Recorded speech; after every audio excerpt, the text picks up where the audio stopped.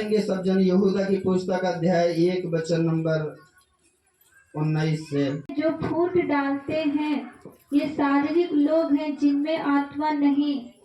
पर हे प्रियो, तुम अपने अति पवित्र विश्वास में उन्नति करते हुए और पवित्र आत्मा में प्रार्थना करते हुए अपने आप को परमेश्वर के प्रेम में बनाए रखो और अनंत जीवन के लिए हमारे प्रभु यीशु मसीह की दया की बाट जोहते रहो।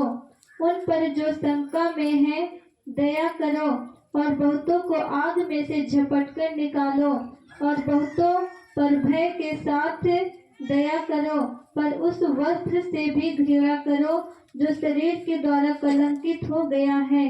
बस हालेलुया। पौलुस ने कहा ना, ये निकले हैं हम में से, लेकिन ये हम में के हैं नहीं। जोर से बोलिए हालेलुया। ये निकले हम में से, जैसे हमारे में से निकले हैं, लेकिन है नहीं। इनका काम, इनका टारगेट कुछ और होता है। हालेलुया। 21:20 में लिखा हुआ, पर हे परमेश्वर हमें प्यारा बोलता है, तुम अपने अपने पवित्र और विश्वास में उन्नति करते हुए पवित्र आत्मा में प्रार्थना करते हुए अपने को परमेश्वर के प्रेम में बनाए रखो।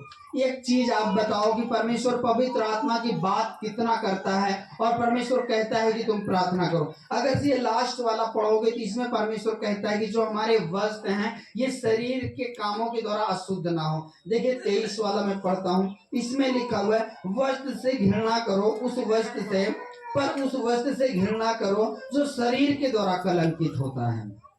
23 में लिखा हुआ है। हालेलुया। जो शरीर के द्वारा खराब हो जाएगा, कलंकित हो जाएगा, बेकार हो जाएगा, और बेकार हो जाएगा तो परमेश्वर को क्या प्रॉब्लम है? धोना हमको है, निरमा हमारा लगेगा, साबुन हमारा लगेगा। परमेश्वर तो वो बात नहीं कर रहा है। परमेश्वर बात क्या कर रहा है? बाइबल में लिखा हुआ है कि जब एक इंसान बपतिस्मा लेता है, जब एक इंसान प्रभु को अपना जीवन देता है, जब हम परमेश्वर को ग्रहण कर लेते हैं, हमें उन जो संसारवाद में लोग पाप करते हैं, चोरी हो, बेईमानी हो, झूठ हो, लोगों की जमीनों पे कब्जा हो, गरीबों को सताना हो, लोगों का हक मारना हो, या किसी प्रकार का पाप, व्यभिचार हो, गंदे फिल्म, गंदे गाने, ये सारा कुछ परमेश्वर क्या कहता है? वो चीजें हमें नहीं करना है। अगर वो सारी चीजें हम करेंगे तो जो हमने बपतिस्मा लिया, जो परमेश्वर ने हमें एक नया वस्त्र दिया है, जो शैतान को दिखता है लेकिन हमें नहीं दिखता है, तो उसको हम क्या कर देते हैं? कलंकित कर देते हैं, गंदा कर देते हैं उसे। हालेलुया। यूहन्ना ने क्या कहा? मैंने परमेश्वर के सिंहासन के सामने लोगों को, पवित्र लोगों को खड़े हुए देखा, जो सफेद वस्त्र पहने हुए लोग खड़े हुए थे। हालेलुया। अब इतने लोगों को वो देखता है जो सफेद वस्त्र पहने हुए खड़े हुए थे परमेश्वर के सिंहासन के सामने, तो वो किसको देख रहा है? वही लोग जो उद्धार पाए हुए लोग हैं, मुक्ति पाए हुए लोग हैं। तो ये चीज, किसी चीज को आप नहीं छोड़ पा रहे हैं, किसी भी चीज को, मैं मानता हूं इस चीज को, शराब हो, व्यभिचार हो, किसी भी चीज को, किसी भी बुरी लत को आप नहीं छोड़ पा रहे हैं, नहीं निकल पा रहे हैं। मैं आपको हमेशा एक चीज बताता हूं, अगर से आपके अंदर प्यास है कि आप प्रभु को पाना तो चाहते हैं, लेकिन आप बढ़ नहीं पा रहे हैं, और शैतान का काम क्या होता है? आप पाप करते हैं, पाप करने के बाद आपका मन दोषी पाने लगता है, हमने इतना गाली दे दिया, हमने इनका ये कर लिया, हमने ये कर दिया, प्रभु हमारी सुनेगा नहीं। हमारा मन, शैतान क्या करता है? दोषी देने लगता है। आवाज नहीं आता है, लेकिन कान में शैतान बोलता रहता है कि तू पापी है, तू पापी है, परमेश्वर तेरी नहीं सुनेगा, तूने पाप किया है, तूने गलती किया है, तूने गलत कर दिया है। हालेलुया। और बाइबल में यूहन्ना ने कहा कि हमारे भाइयों पे दोष लगाने वाला यानी शैतान आसमान से गिरा दिया गया है। हालेलुया। परमेश्वर ने उसे अपने पैरों के नीचे कुचल दिया है। घबराने की जरूरत नहीं है। अगर से आप किसी भी बुरी आदत से, मैं नाम नहीं ले रहा हूं, आप जानो, आपका काम जाने। हालेलुया। आप अगर किसी भी बुरी आदत से नहीं निकल पा रहे हैं, आपका जुबान कंट्रोल में नहीं, या किसी चीज को, सबसे आसान तरीका है आपको प्रभु में मजबूत होना, वो है अपने उपवास को आप टाइम ज्यादा बढ़ा के रखो। ये 2 बजे वाले उपवास से वो आत्माएं नहीं जाएंगी, 5 बजे वाले उपवास से भी नहीं जाएंगे, 7 बजे वाले उपवास से भी वो नहीं जाएंगे। समझ रहे हैं ना? उपवास 24 घंटे वाला होना चाहिए कि बिना प्रार्थना करे, बिना बाइबल पढ़े 1 घंटा हो चाहे 2 घंटा, 11 बज जाए 12 बज जाए, 21 रखो 14 रखो 40 रखो, एक ही टाइम खाना खाओ। हाँ, शरीर में पतले जरूर हो जाओगे, लेकिन एक समय आएगा आत्मा में मोटे जरूर हो जाओगे। आमीन, हालेलुया। ये सबसे आसान। कोई भी नशा करते हैं आराम से छूट जाएगा। व्यभिचार में है, पाप में है, किसी भी चीजों में आप आराम से उससे आजाद हो सकते हैं। हालेलुया। क्योंकि ये यीशु मसीह ने कहा है कि कुछ आत्माएं बिना उपवास और प्रार्थना के नहीं निकलती। हालेलुया। तब जब आप मजबूत रहेंगे, उसके बाद अपने परिवार को आग में से निकालो, अपने घराने को बताओ प्रभु के बारे में। हाँ, वो बीमार नहीं है, दुखी नहीं है, परेशान नहीं है, आज नहीं सुन रहे हैं, उनके लिए आप प्रार्थना करते रहो। आज नहीं सुन रहे हैं, 2 महीना बाद सुनेंगे, 3 महीना बाद, 6 महीना बाद वो सुनेंगे। उनको सुनना पड़ेगा। प्रभु कहता है कि तू बस, तेरा घराना बचाया जाएगा। हो सकता है कि वो आज आपकी ना सुनते हो, लेकिन आप एक काम सबसे अच्छा प्रभु के नजर में वो करते हैं कि आप उनको आग में से झपट के निकाल रहे हैं, आप फल लेके आ रहे हैं। आप मान लीजिए, हमने आपको बताया था ना कि जैसे जो पास्टर या आप हैं, आप किसी आत्मा को बचाते हैं, कोई आपके द्वारा प्रभु में आता है, आम का पेड़ होता है, उसमें सैकड़ों डालियां होती हैं और उसमें कितने फल होते हैं। अगर से ये सफेदा का पेड़ हो, अगर से इसमें फल लाना हो तो कितने फल आएंगे इसमें?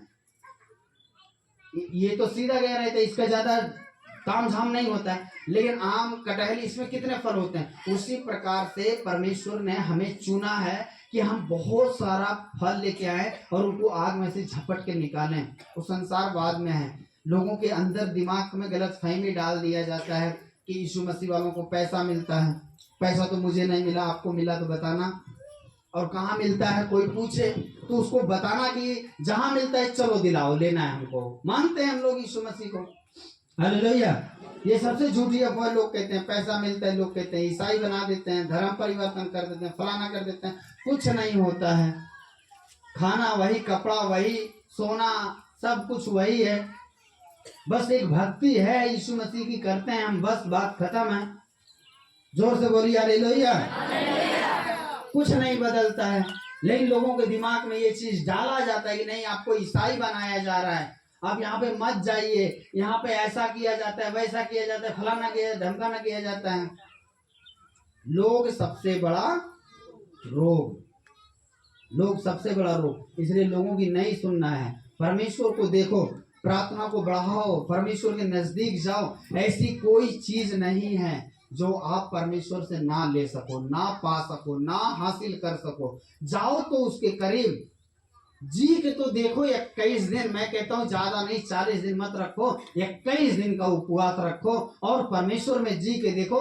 जिंदगी में कभी आप उस हुजूरी को गंवाना नहीं चाहेंगे। परमेश्वर की जो हुजूरी होती है, जो मिठास होता है। आज आपको, हमें या ऐसा लगता है कि हमें शराब पीने में ज्यादा मजा आता है, या लड़कियों के पीछे, लड़कों के पीछे जाने में ज्यादा मजा आता है, या सिगरेट पीने में ज्यादा मजा आता है, या किसी प्रकार का पाप करने में बहुत मजा आता है। मैं कहता हूं, परमेश्वर कहता है कि परमेश्वर को चख के देखो। ठीक है ना? एक बार परमेश्वर को चख के देखो, आप सारी चीजें आपको बुरी लगने लगे। ऑटोमेटिक, छोड़ने की जरूरत ही नहीं है, आप खुद ही छोड़ देंगे। हालेलुया। परमेश्वर के करीब सिर्फ जाने की जरूरत है। परमेश्वर कहता है मुझे चख के देखो, उसके करीब जाओ। सारे काम हम लोग करते हैं। अगर से घर में शादी हो जाए, कोई प्रोग्राम हो जाए, कोई चीज हो जाए, तो इतने रिश्तेदारों को बुला लेंगे कि कोई रिश्तेदार छूटना नहीं चाहिए। समझ रहे हैं ना? उपवास रखने के लिए हम लोगों के पास इतना बहाना होता है कि ये काम है, भैंस कौन देखेगा, ये कौन देखेगा, खेत कौन देखेगा, घर कौन देखेगा, मम्मी को खाना कौन बनाएगा, ये कैसे होगा। दुनिया भर का दिमाग लगा के और उसके बाद उसी में फंस जाते हैं। और प्रभु ने भी कहा है ना कि जो झाड़ियों में गिरते हैं वो बीज, वो झाड़ियों में दब के झाड़ियों में ही रह जाते हैं, वो फल नहीं लाते हैं। लेकिन अच्छी भूमि में अगर से आप गिर गए, आप अगर से ठान लिए हैं हमको करना है तो हमको करना है, बात खत्म। चाहे दुनिया इधर की उधर हो जाए, परमेश्वर है ना, सहायता करेगा। हालेलुया। अब एक इंसान परमेश्वर, अब हमारा शरीर के द्वारा वस्त्र जो कलंकित होते हैं, वो मैंने बताया कि अगर से जो संसारवाद में लोग पाप करते हैं, गलती करते हैं, हम लोग वो करेंगे, बपतिस्मा लेकर भी वो करते रहेंगे, तोबा करके भी वो करते रहेंगे, नहीं पश्चाताप करेंगे, नहीं माफी मांगेंगे, नहीं परमेश्वर के सामने अपने मन को फिराएंगे, तो हमारा वस्त्र तो कलंकित रहेगा, मरने के बाद तो उद्धार तो नहीं हो पाएगा फिर। और मरना ये कोई फिक्स नहीं है कि आज 70 की उम्र में ही मरेगा एक इंसान, कोई 15 में भी जा सकता है, कोई 17 में भी, कोई 47 में भी, कोई 50 में, कोई 55 में, कोई 60 में, कोई पैदा होते ही जा रहा है, कोई 2 साल का भी जा रहा है पर कोई गारंटी किसी का, कोई गारंटी नहीं है ना। लेकिन हमारे दिमाग में ये चीज चलता होगा, यार जो बच्चे पेट में हैं अगर से वो मर जा रहे हैं, उनकी क्या गलती है, उनका क्या होगा नहीं होगा, उनके विषय में भी यूहन्ना ने बताया। बाइबल में हर चीज का जवाब है, पढ़ो समझ में आएगा आपको। अगर से आप धर्मी रहेंगे, आपके बच्चे आपके पास स्वर्ग में मिलेंगे। हालेलुया। अगर से वो बच्चे मर गए पेट में, किसी प्रकार से कोई हादसा हो गया, किसी प्रकार का कुछ हो गया, यूहन्ना ने ये सारा कुछ बताया हुआ है। जोर से बोलिए हालेलुया।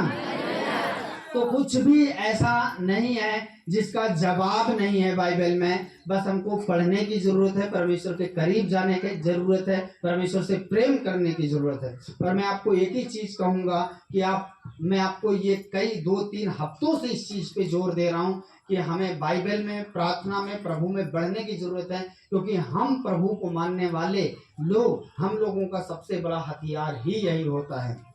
हालेलुया।